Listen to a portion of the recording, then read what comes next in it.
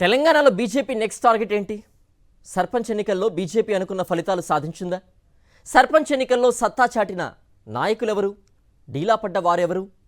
వచ్చే ఎన్నికల్లో గెలిపే లక్ష్యంగా బీజేపీ అమలు చేయబోతున్న వ్యూహాలేంటి? తెలంగాణలో అధికారమే లక్ష్యంగా ముందుకు సాగుతోంది కమల దళం. జూబ్లీహిల్స్ ఓటమితో నిరాశలో కూరుకుపోయిన కాషాయ పార్టీకి గ్రామ పంచాయతీ ఎన్నికల ఫలితాలు కాస్త ఊపిరి తీసుకునేలా చేశాయి. గతంలో 200 లోపు ఉన్న సర్పంచుల బలం ఏకంగా 1000కి చేరువ కావడంతో ఆ పార్టీలో జోష్ నెలకొంది. ఇదే ఉత్సాహంతో ఎంపీటీసీ, జెడ్పీటీసీ, మున్సిపల్ ఎన్నికలకు నేతలను, క్యాడర్ను రెడీ చేస్తోంది.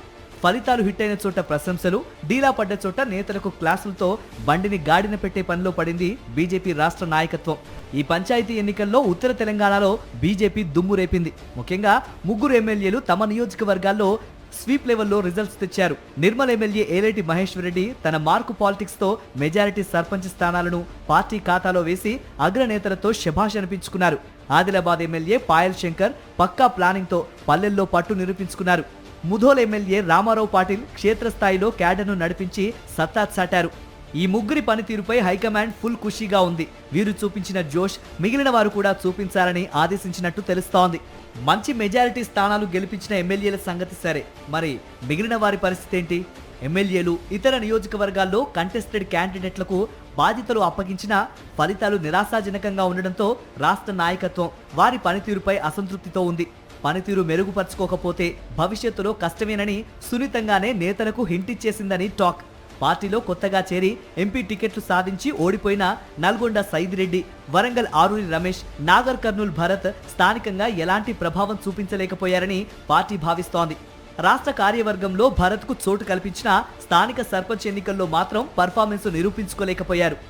వచ్చే ఎంపీటీసీ, జెడ్పీటీసీ ఎన్నికల్లో మరింత పక్కాగా పనిచేయాలని కమలనాథులకు టార్గెట్ ఫిక్స్ చేసింది ఢిల్లీ పెద్దల బృందం. ఇప్పుడు గెలిపిస్తేనే రేపు మీ సీటు పదిలమనేలా ఇండైరెక్ట్ సంకేతాలు ఇస్తున్నారట కీలక నేతలు. ఇప్పుడు లోకల్ బాడీ ఎన్నికల్లో ఎవరు ఎంత కష్టపడతారో, ఎవరికి ఎన్ని సీట్లు వస్తాయో దాన్ని బట్టే వచ్చే అసెంబ్లీ ఎన్నికల్లో టికెట్లు కేటాయిస్తారనే చర్చ పార్టీలో మొదలైంది.